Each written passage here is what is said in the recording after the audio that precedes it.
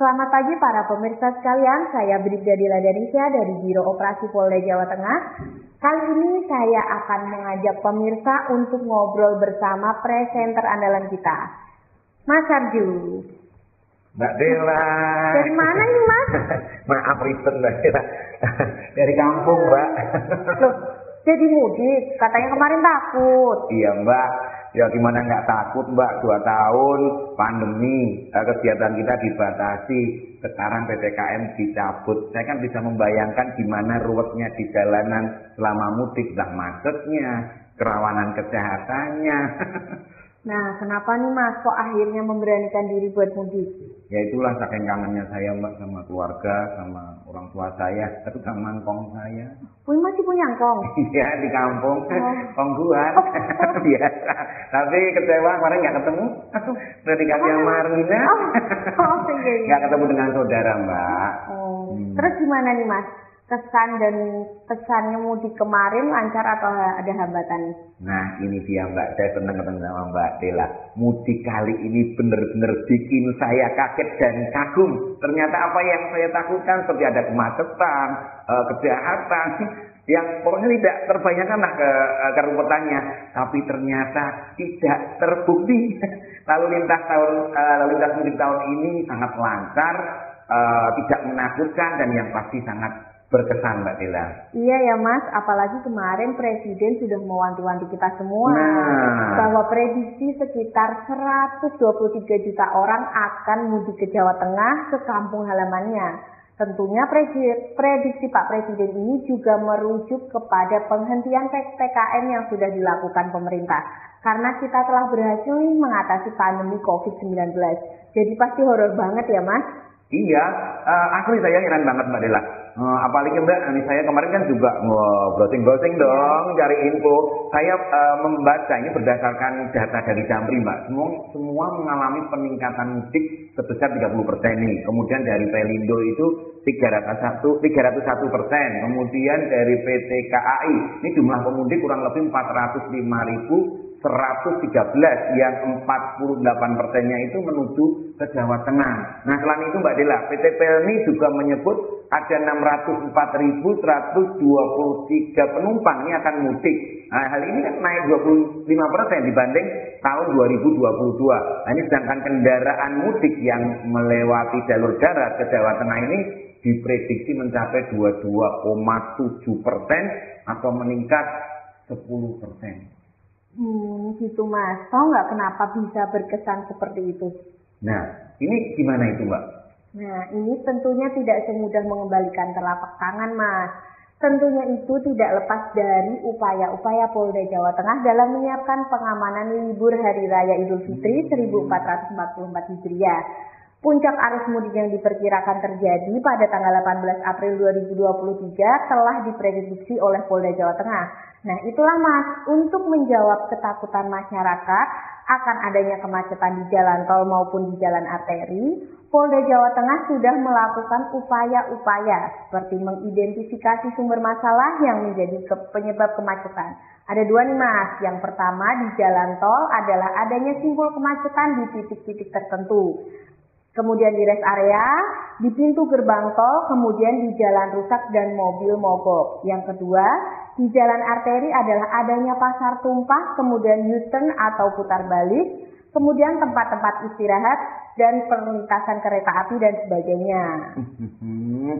Berarti luar biasa Polda Jateng, kerjanya pasti mati-matian tenang ini ya Mbak Dela. Ya nggak gitu dong Mas. Kan ada stakeholder lainnya yang kita ajak kerjasama untuk mengidentifikasi masalah yang ada pada mudik tahun sebelumnya nih. Seperti kemacetan, penumpukan pengunjung di rest area, dan masalah lainnya. Kerjasama ini dilakukan oleh Polda Jawa Tengah dalam bentuk rakor teknis lintas sektoral. Sebagai tindak lanjut dari rakor lintas sektoral tersebut, Polda Jawa Tengah juga telah mengadakan rapat koordinasi spesifik dengan Jasa Marga, pengelola rest area, pengelola tol, dan Dinas Perhubungan, guna membangun komitmen agar tidak terjadi kemacetan di jalan tol maupun arteri. Nah terus rapat itu gunanya untuk apa Mbak? Terus menghasilkan apa? Nah, dari rapat tersebut itu menghasilkan beberapa komitmen nih, berupa yang pertama, pembatasan waktu di rest area 30 menit guna mencegah terjadinya penumpukan pengunjung di rest area. Yang kedua, membuat program take away saat pembelian makanan di rest area. Yang ketiga, langkah terobosan kreatif seperti penambahan toilet portable diterapkan pada semua rest area. Yang keempat, selain itu Polda Jawa Tengah juga membangun komunikasi dua arah dalam grup WhatsApp dengan pengelola rest area sehingga memudahkan dalam mengendalikan situasi. Nah, selain itu, kita juga melaksanakan rapat koordinasi pimpinan daerah antara lain Gubernur Jawa Tengah dan jajaran Forkopimda Jawa Tengah, serta stakeholder penyelenggara moda transportasi dan sarana transportasi guna membangun komitmen untuk mewujudkan mudik aman dan berkesan. Dan yang luar biasa untuk tahun ini ya Mbak, di sepanjang perjalanan mudik, ini saya lihat teman-teman mudik selain saya itu merasa nyaman, tidak seperti tahun kemarin. Semuanya enjoy Mbak. Nah, benar ini Mas, karena pada mudik tahun ini kita membentuk 170 pos pengamanan, ada 55 pos pelayanan dan 28 pos terpadu yang tersebar di seluruh wilayah Polda Jawa Tengah, serta membentuk Sub-Satgas Pengamanan Rest Area dan Pengamanan Exit Tol yang tugasnya adalah menjamin kelancaran arus lalu lintas di titik-titik penyebab kemacetan lalu lintas di jalan tol, serta menjamin keamanan masyarakat pemudi. Jadi ingat tahun kemarin Mbak, saya mudik di dalam kota, macet. Mbak tahu nggak Mbak? Pas sebelum macet tuh anak saya kan masih TK, ya. keluar udah SMA. Lama sekali ya Mas ya. Apa nggak kalian kuliah sih? Biar saya ngirit. Oh, iya. Nggak, tapi luar biasa ini, nggak ada macetnya, lancar. Alhamdulillah ya Mas. Nah, untuk itu kita telah menyiapkan tim urai lalu lintas di simpul-simpul kemacetan. Oh, pantesan. Nah, selain itu Mas, untuk Harkamtipmas juga ada pasukan komposit dari Brimob yang sudah disebar di 6 rayon yang tugasnya adalah mengantisipasi gangguan keamanan intensitas tinggi. Jadi kalau ada ancaman bom, kerusuhan, dan lain-lain, kita sudah siap nih. Wah, berarti Polri itu kalau musim mudik gini kerjanya harus totalitas. Nggak boleh ada yang malas-malasan ya Mbak? Ya tentu nggak ada dong Mas. Semua personel Polri sudah berkomitmen untuk selalu hadir dalam melindungi, mengayomi, dan melayani masyarakat.